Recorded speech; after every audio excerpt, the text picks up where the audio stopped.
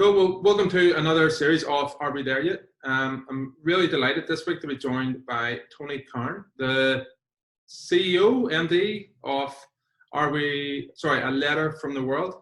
Is that correct? Yep. Not sure job title. Yes. At the staff of one, I can take all roles. So. Letter licker. I'm a letter licker as well. So yeah. Nice. Yeah. Obviously, the news is full of negative stuff. Tourism, travel, as we all know, has crashed around everybody to the ground, and we're struggling with it all. But there's the odd time when you're going through your LinkedIn feed that you see some positive rays of light. And it was one of our mutual connections, I think, Tony, that brought up the efforts that you're doing. And so I'm really delighted to have you on this week to chat about it. So do you want to give me a wee bit of background about yourself, first of all, Tony? You've been involved in travel and tourism for a long time now, I believe. For sure, yeah. So I've been a tour guide for since around 2000. So so I've got a good background in guiding, and that's that's my passion. That's what I love. And I started here. I'm in Australia at the moment, and I started in Australia, guiding out in Central Australia back then, and taking people out into God's own country, bush camping out in the centre of Australia, and from there I've just stayed in travel and a lot of guiding work. Lived in the Middle East, different parts of you though. I lived in Cairo for close on 5 years, and worked for Intrepid Travel out there as a guide, taking people right across the Middle East, and was lucky enough to jag a role there as what they call the ground manager. So basically the person who sets up a lot of the relationships with the transport and the accommodation, and the bit that I love most, the experiences, meeting people, the families that you go visit, the places where you go have meals, and those types of things. And I was lucky enough to do that right across the Middle East, from kind of Morocco to Iran. And then the last 10 years I've been back in Australia, still with Intrepid and running their day tour business called Urban Adventures. And so that's a business where we basically upskill guides into running their own small business, running day tours all over the world in a certain style. And as I said, did that for 10 years, and kind of just around the start of the COVID period, stepped down from that role and to give somebody else a go and get some fresh energy in there, and see what comes next for me. And moving on to that, what comes next has been a fantastic enterprise. I think it's just brilliant, called A Letter from the World. Do you want to tell us a bit about that? What is A Letter from the World? What do you guys provide? For sure. So A Letter from the World is, as it says on the packet, it's a letter, and it's aimed at primary or elementary school children, so age 5 to 11-year-olds, around that age. And the letter is themed, so every edition is focused on a particular city in the world, and the contents of it are essentially structured activities. So there's a letter from a peer child who lives in that city. That's the theme of the particular week. And then there's a recipe, there's a playground game and the rules to that game that they play in that particular country. There's some colouring, find a word. There's a bit of a language challenge in there, where you choose a word from that particular country, and everyone in your family needs to use that word instead of the normal word that they use at home. And if you make a mistake, you have to do a few push-ups or sit-ups to pay the price until you get it right. And some fun facts, and the first edition that we sent out, we gave everybody a wall map as well, and sending out a sticker from each of the cities that the letters are themed on, so that the recipient child can kind of track the journey of where all their new friends around the world live by popping that wall map up on their room, and then collecting those stickers and popping them up as the letters come through. Right. And it's a subscription-based service, is that right? Yeah, so kind of. We never quite got round to the making it work from automatically taking money out of people's accounts. And I think, in this current environment, I think that's probably the best way to go, is to give people the opportunity to choose, because, for all of us, things are changing day to day. So we do have a couple of options at the moment. You can give it a try. $15 will get you a couple of letters over a month. So one each fortnight, or the more premium option that comes with a small discount is to get 12 letters over 6 months. And so they're the kind of options that we've got out there at the moment. Excellent. Yeah, like I've had a quick look at it and been sort of, nosing around what you're doing. And for me, I think it's fantastic. Obviously, family travel is what we do. And having a 4-year-old who is coming 5 soon, and it's, he's very excited because I know you very kindly sent one my way. So he's very excited to read about it because he just loves learning about that. And he's wondering, why can't we go out and travel at the minute? So this is the next best alternative, effectively. Totally. And that's kind of how we got here. So my daughter and myself had a trip planned. We were heading off to South America. We're going to the Galapagos and to Peru for 3 weeks.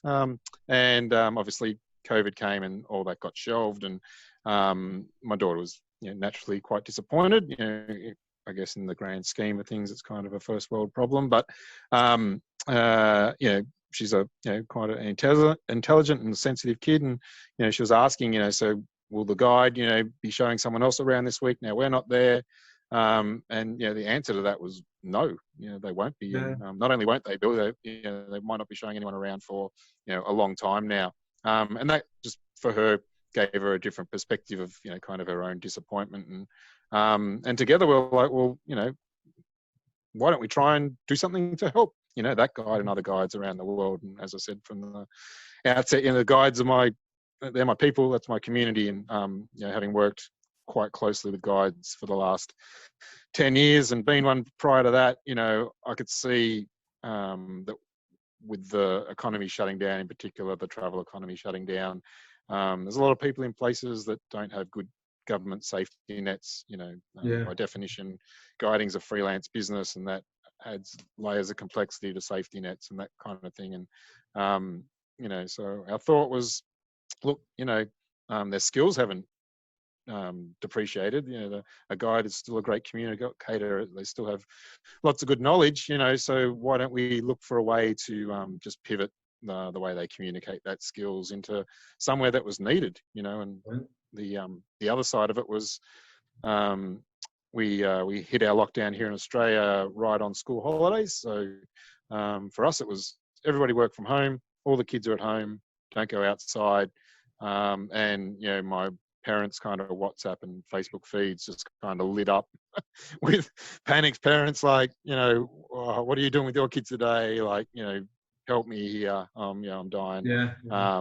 And in particular, because we can all just give in to the device, that's the simple fix, but it's not the fix that I think most of us want. We don't want our kids just kind of sitting there playing on the iPad for 12 hours a day. And it was more around, it's not that people don't want to play with their kids, they absolutely do, but it takes you 2 hours to prepare what it is that we're going to do, that researching, getting it organized. Then you might go play it for an hour, and then you have to start again. And so we wanted to, okay, well, what structured activities can we send to parents that can arrive in the mail, something really special for a kid to go out and the post box and get something for themselves, and then boom, here's 3 to 4 hours of structured activities that have a travel theme and connect us with cultures in other places that we can't do now we're traveling. Brian, so it's been it's described as a social enterprise. So can you tell me a bit more about that? Like, who benefits from a letter from the world? How does that work? Yep. So as I said, I started with my daughter. She's 9, and we don't take anything out of it. We put the seed capital in to get the thing up and running, so that we get the printing done and all that kind of stuff. But ultimately, our goal is to get money to tour guides who are without income, and to do that as rapidly as we possibly can. So we have a goal, our original goal, and we're only talking probably a month ago, today, I guess. This was even started as an idea, and here we are. I've already sent one letter, and we're about to send the next letter at the end of this week. But the idea is, we thought, well, if we get 50, well, that'd be a pretty good start, and we've got about 115, for the first round. But the ultimate goal is if we could get 5,000 subscribers to take up a 6-month package, then we can get 120 tour guides around the world who don't have a safety net at all. We can get them the equivalent of 2,000 Australian dollars, which, it's not going to buy them, a lot, but it will definitely pad them through until hopefully some type of tourism or other option arises for them in terms of employment on the other side. So ultimately, that's our goal, and like I said, it's a social enterprise because the end goal of the business is to support that particular community that's in need at the moment. And things aren't great. I work in tourism. Things aren't great here, but we'll be okay, and we'll make it through. And I'm just concerned about others who, particularly when it hit, for the Northern Hemisphere, everybody just gone through the winter period, and we're just getting into the start of the shoulder season where work picks up. So everyone was at their lowest point in terms of capital available, and timing is terrible. So idea is to just get some cash out to people who really, really need it. Hats off to you, Tony. Yeah, I think it's great, and it's such a great way to help support those guys, and also keep travel at the forefront of people's minds. And obviously it's aimed at children, and you've touched on the point that it is a way to keep kids busy, and obviously that comes from a personal perspective as well with you having kids. But was there any other reason why sort of you picked that family travel, you picked children rather than sort of aiming at another sector? Look, to be honest, it was for any business to succeed, I think you need to fix a problem. And in this particular instance, we saw 2 problems that could fix one another. So guides needed money and weren't going to have employment, and parents were in kind of a mini crisis in terms of being able to get something fun and educational and structured for their kids to do. And to me, there was just a clear link. These people need something, and the guides have that knowledge to offer. And the idea itself actually evolved quite a bit from the beginning. So at the very outset, it was, let's do a subscription box. Let's get some local toys in Poland or Romania or whatever collected, and put them in a box with a postcard, and put the note in there, and that kind of thing.